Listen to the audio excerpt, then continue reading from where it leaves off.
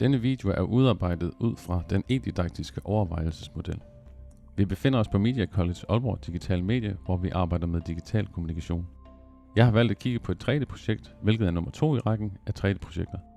Eleven skal her producere et nedslidt 3D-tempel. Niveauet er begynderniveau. Projektet tager udgangspunkt i elevernes forforståelse for 3D, idet det er deres andet 3D-projekt. Der vil derfor være læring, som skal genbruges fra forrige projekt, men også nye assimilerende input. Vi går med dette projekt mere i detaljen. Media College Aalborg har i år startet en projektgruppe for at skabe en digital strategi. Da skolen på nuværende tidspunkt ikke har en færdig strategi for digitalisering, men i deres hovedstrategi skriver, at vi skal arbejde på nye måder, har jeg tiltænkt en wiki kombineret med instruktivistiske videoer, der opdateres hver fredag i ugen som et nyt funktionelt læremiddel, der kan implementeres i projektforløbet. På baggrund af evaluering af tidligere 3D-projekter har eleverne ytret, at de mange ord og udtryk i denne branche synes at være svære at forstå. Derfor er formålet, at eleven får et øget kendskab til forskellige faglige begreber inden for 3D-branchen igennem en digital media-wiki. Yderligere er formålet didaktisk, at eleverne løbende lærer små bidder inden for 3D-feltet gennem produktion og anvendelse af denne wiki. Målet er at opbygge en wiki bestående af faglige ord og udtryk, der med tanken om livslang læring opdateres løbende. Eleverne kan hermed bruge denne wiki som opslagsværk og til repetition. Målet er også at danne eleverne igennem en forøgelse af deres faglige repertoire med henblik på forståelse for faglige ord og udtryk. Eleven har på dette tidspunkt allerede arbejdet med 3D. De har lært at bygge simple 3D-modeller i form af Lego-brikker, det vi kalder low-poly modeling.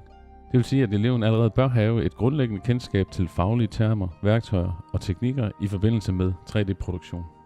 Eleverne deltager i tilstedeværelsesundervisning, der videre er blended learning af typen lab rotation. Eleven veksler herimellem undervisning i teorilokaler og det vi kalder vores værksted. Eleverne bliver altså flyttet ud af værkstedet med computer, der kan være med til at skærpe læringen hos eleverne i forhold til den støj, der kan opstå ved brugen af computer. Læringen fortsætter i værkstedet, hvor den enkelte elev modtager differentieret undervisning. Projektet forløber over 4 uger med en afsluttende fælles fremlæggelse.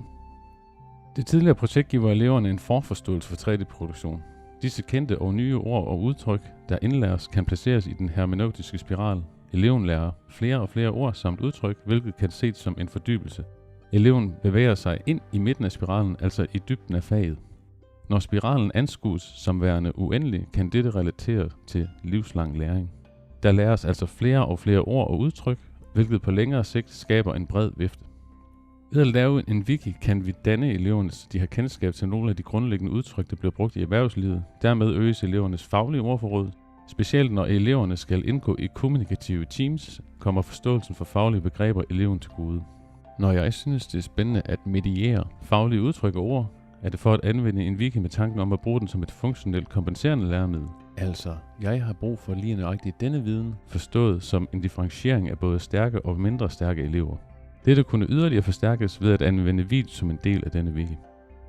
I vores software 3D Studio Max findes der en hjælpefil, som jeg tolker som et semantisk, adaptivt læremiddel, der kan hjælpe eleven med input til at producere denne wiki. Eleven er udover input fra undervisningen ikke på bar bund, hvilket er tiltænkt projektets begynderniveau. Produktionen af denne wiki giver mulighed for, at eleverne kan arbejde kollaborativt. Ligesom man mange steder i branchen allerede samarbejder, giver dette mulighed for at opbygge elevens kompetencer i forhold til fagligt samarbejde.